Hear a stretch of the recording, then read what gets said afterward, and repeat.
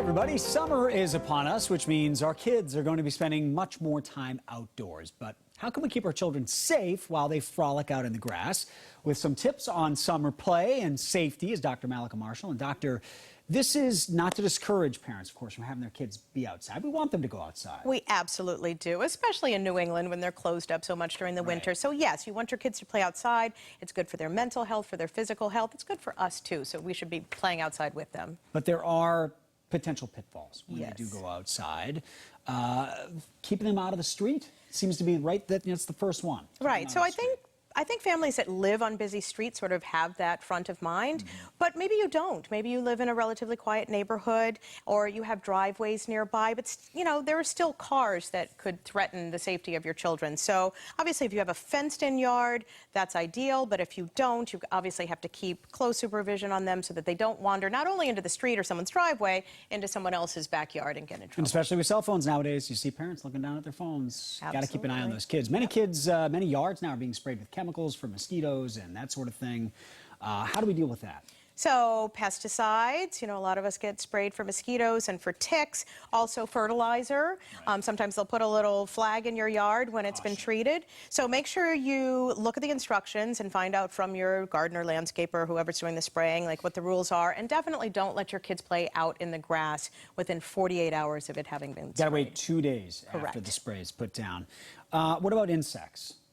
I'm dealing with this right now. My little guy has Lyme disease. He's on the antibiotics, and we never even saw a tick on him. Right. Which is, which happens, unfortunately, and most people do just fine with treatment, so your little guy should be fine. Yeah. But, there are insects out there. So, first of all, mosquitoes, and mosquitoes can carry disease, so you want to avoid playing out at dawn and dusk when mosquitoes tend to be most active.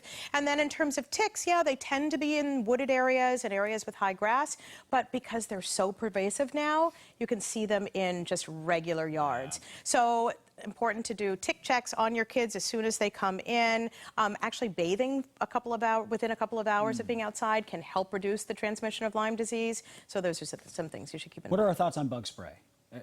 All kinds, or do we want DET in it? Yeah, so the DEET is up to 10%, I believe, is safe to use in kids. Obviously not for babies, but if you're going to go camping, for example, or you're going to be traipsing through the woods, I wouldn't put it on them if they're just going into your backyard. Right. But if you're going to be in an area where they're going to come into contact with mosquitoes and ticks, probably should in a large way. Yes. What other hazards should we be aware of? Okay, so a lot of people keep all kinds of stuff in their yards, front yards, backyards. So gardening tools, rakes and clippers. I mean, kids are so curious by nature that they're going to want to touch those things. Mowers. Obviously, you want to keep anything that has a blade away from your kids. Don't mow your lawn while you have young kids outside. Any kind of standing water, like buckets, young children can drown in small amounts of water, as we know. And then some yards do have poisonous plants in them, so just make sure you know, even vegetable gardens, make sure you know what's being grown and discourage your kids from putting any kind of plant matter in their mouths. I've taken, when we're in the woods, just pretty much every plant is poison ivy. That one's poison ivy. Just don't touch anything. Stay on the path. Right? Doctor, thank you very much. You're welcome. Always much more here on CBSBoston.com.